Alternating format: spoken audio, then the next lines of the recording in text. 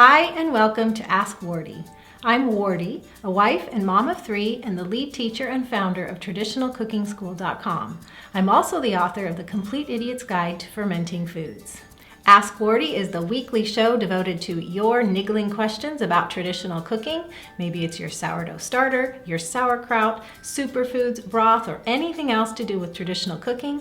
That's what we talk about. You can catch Ask Wardee live each Wednesday at 10 a.m. Pacific, that's 1 p.m. Eastern, or through the podcast or video replays at askwardee.tv. And now let's get to today's show.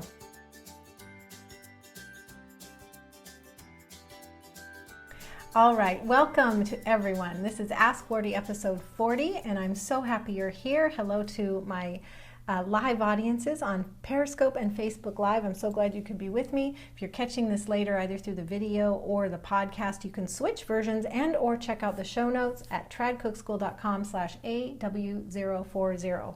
There you'll find links and show notes and kind of everything I've mentioned in very brief form. There won't be as much well, I try to stick to point, but sometimes I depart. So if you want the really brief cliff notes of today's Ask Wardee, you can go there, or to switch versions. I feel a little bit off kilter today because I took last week off. We took a vacation to the Oregon coast. We were there for 4 nights and 5 days, but there was days of prep before, and there were days of unwinding, and you do have to recover from a vacation, so there's some of those days afterward. And so taking a week off from meeting with you on Ask Wardee, I do feel like this is all brand new. Like I don't remember exactly how I did this before, but I did look forward, and I missed doing it with you last week, so I'm so glad you're with me again and that we can get back to normal. I am a person that thrives on normal and schedules, so that would explain both why I'm a little bit off getting back into it and why I missed it, right? All right, well here's the topic today. Which is better, kefir grains or kefir powder? Those are 2 starter cultures you can use to make kefir.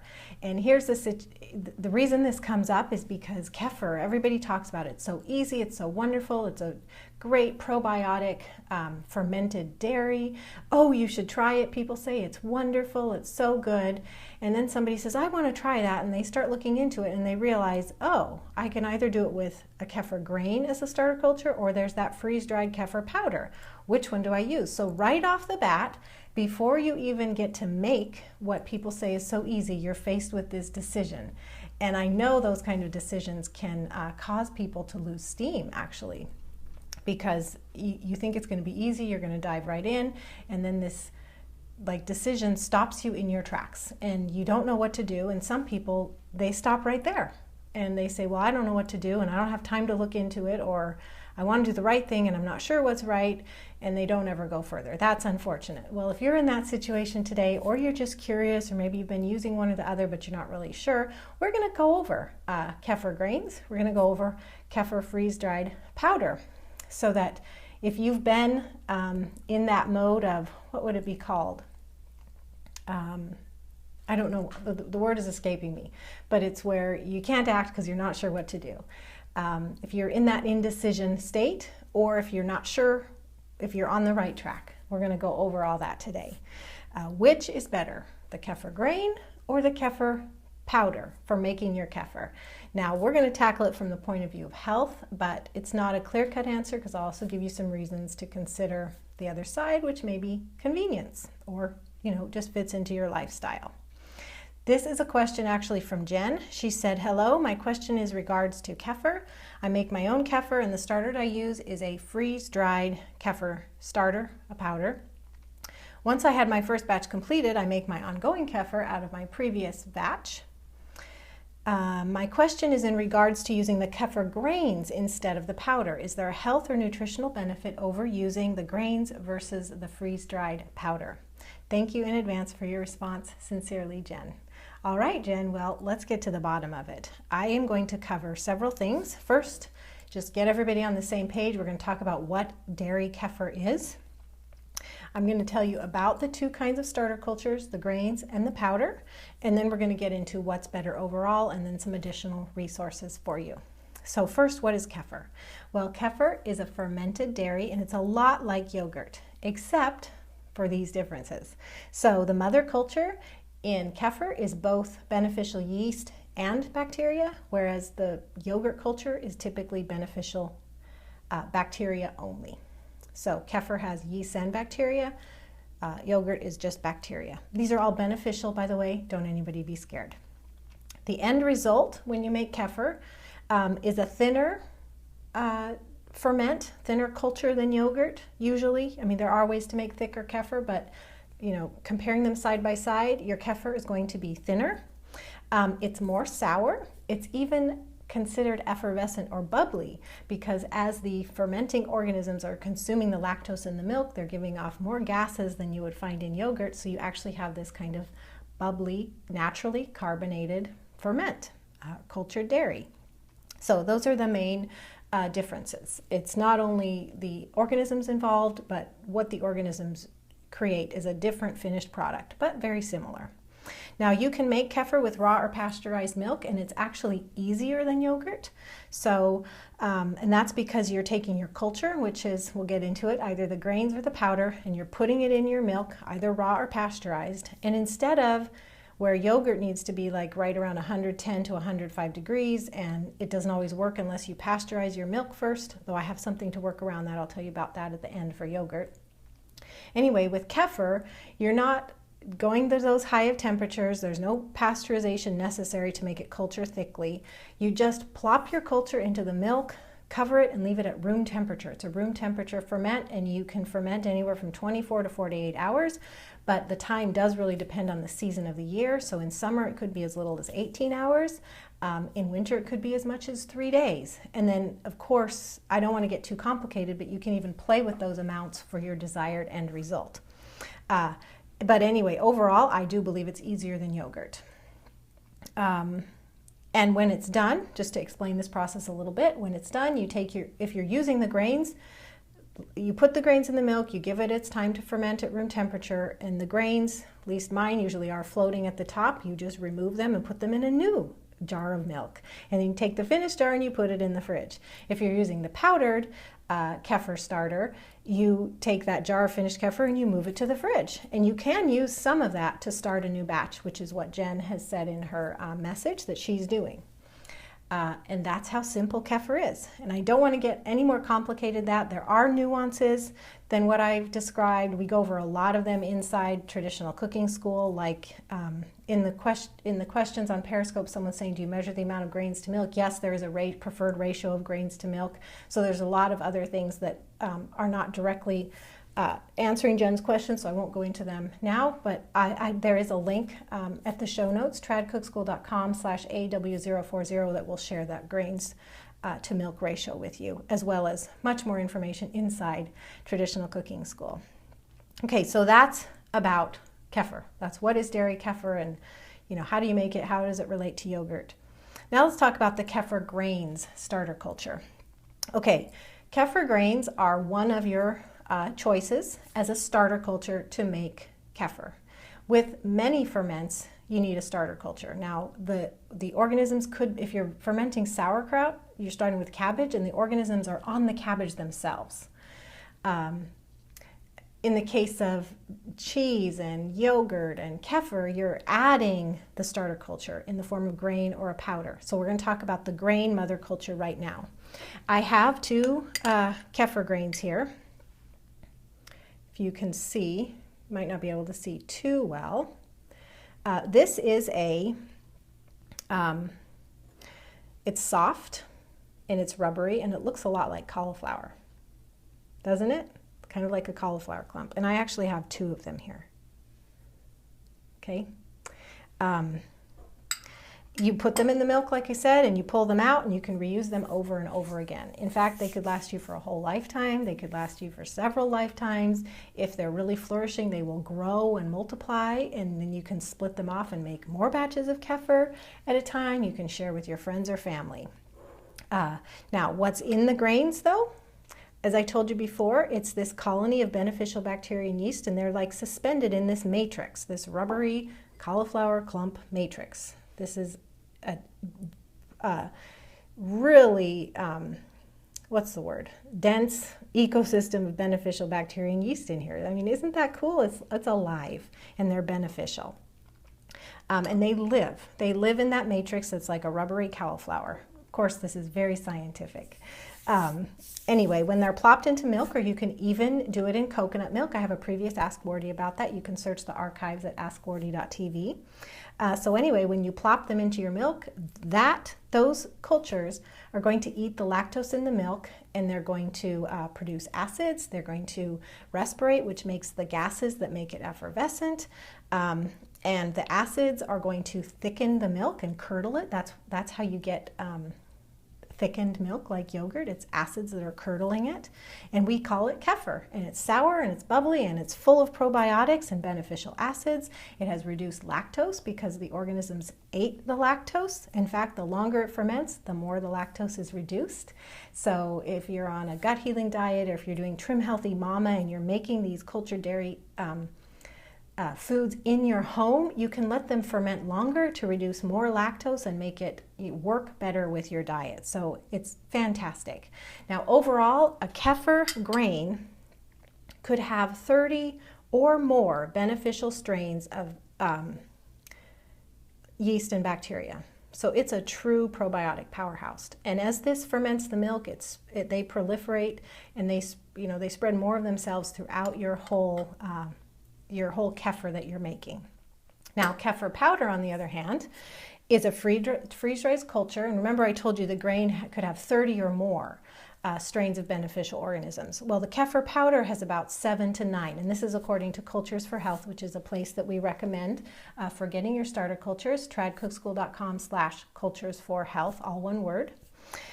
The powder has 7 to 9 strains of beneficial bacteria and yeast in a powder form. And you're going to add the powder in the ratio that the package says to your milk, stir it in, and let it ferment. And obviously you can't get it out like you can pull the grains out at the end. Your powder is lost to the milk.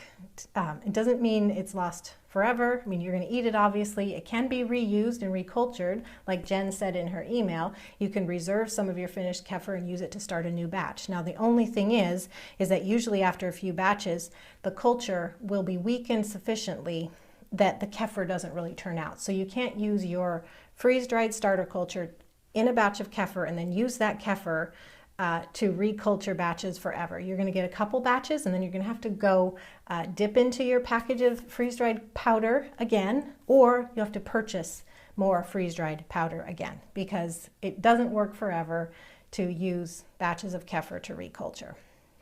All right, so that's about the kefir powder. So probably at this point you know what I'm going to say, which is better. There's really 2 main reasons that I believe the kefir grains are better. First is the grains contain more beneficial strains of bacteria and yeast. So it's just better for your gut. It's a more diverse population. Diversity is good to populate your gut with the good guys, and so 30 or more is better than 7 to 9. Doesn't mean that the powdered kefir is bad. It's just that you're getting more of a probiotic powerhouse when you use the grains. And it also means, corollary, this isn't my second reason, it's just related to the first, that you could have a different result. Like you could end up with more sour or more bubbly or more something kefir when using the grains than the powdered starter. Now, my second reason for preferring the grains is because they can be used over and over again. In fact, they can grow and be shared. I mean, you can you can fill your whole community with shared kefir grains, which I did at one time. The powder needs to be purchased again eventually. Now, your powder can go for a while, but if you're either using it up batch to batch, or you're reculturing some of your finished kefir, but not indefinitely, so you have to go back and purchase more starter. So those are the 2 reasons that I believe the grains are better. Number 1, it's a more diverse and just more of a probiotic powerhouse. And number 2, you can keep them indefinitely. And as long as you care for them, you never have to buy another culture. Again, if you're interested in any of these, it's tradcookschool.com/culturesforhealth is our preferred source for starter cultures. And if you're a traditional cooking school member, make sure to go into the private member area and get your discount code, because you can save 10%. It's 10% or 15%, depending on whether you're purchasing cultures or supplies. But go get that coupon code if you're a member, if you're getting a starter culture. Now, on the other hand, powdered kefir does have its benefits. Okay, it may not have the frugal benefit of you never have to buy it again. It may not have the probiotic and health benefit of having a bigger culture of probiotics, but it can be more convenient. You just add powder to your milk. There's no straining out of the grains when it's done. There's no having to take care of the grains if you want to take a break from making kefir. Now, by the way, taking care of the grains is not hard. You put them in milk and stick them in the fridge for a couple weeks. It's as simple as that, but even that, could mean that could be the straw that breaks the camel's back, and you just don't want to deal with that. So the powdered kefir can be very convenient. So that's my answer. And if you'd like links and a recap of this, or switch from the audio to the video or the video back to audio, it's all at tradcookschool.com/AW040. That's for Ask Wardee episode 40, AW040. Now, I want to mention a couple other things. I said this a couple times as I was going through the information, but if you are interested in kefir grains or kefir powder, go to Cultures for Health. That link is tradcookschool.com/culturesforhealth, all one word. Members, you do have a discount code for 10 to 15% off depending on what you purchase in the members area, so make sure to go there and get that coupon code. If you're not a member of TCS, here's just another reminder of why it's so great. And finally, what I wanted to mention is, now we've been talking about kefir, but as I said at the beginning, kefir is closely related to yogurt, and I want to make sure you know that I have just released my recipe for making thick raw milk yogurt. And you can get that, I'll tell you how in just a moment. The deal with yogurt is that if you want to keep your raw milk raw, you don't end up with thick yogurt, you end up with thin yogurt. Well, I have a special recipe. It's quite easy, but it requires one additional ingredient. It's a healthy ingredient, so that you can preserve the rawness of your raw milk and still get thick, delicious yogurt. And if you'd like that recipe, it's at tradcookschool.com/free yogurt, which is all one word, free yogurt. And just submit your email address there, and I will reply by email with the free recipe. So I really hope you take advantage of that. I've been asked for that recipe for a long time. It's been inside Traditional Cooking School, but I just decided to make it available to subscribers for free. So again, that's tradcookschool.com/free yogurt. By the way, if you're on Trim Healthy Mama or a gut healing diet, this is a great recipe to try out. So quick recap here. We've been talking about kefir and what's better to use, kefir grains or kefir powder. I truly believe that it's a kefir grain that's going to be the most frugal, healthiest option, but the kefir powder is more convenient, can be more convenient. Kefir is pretty easy regardless.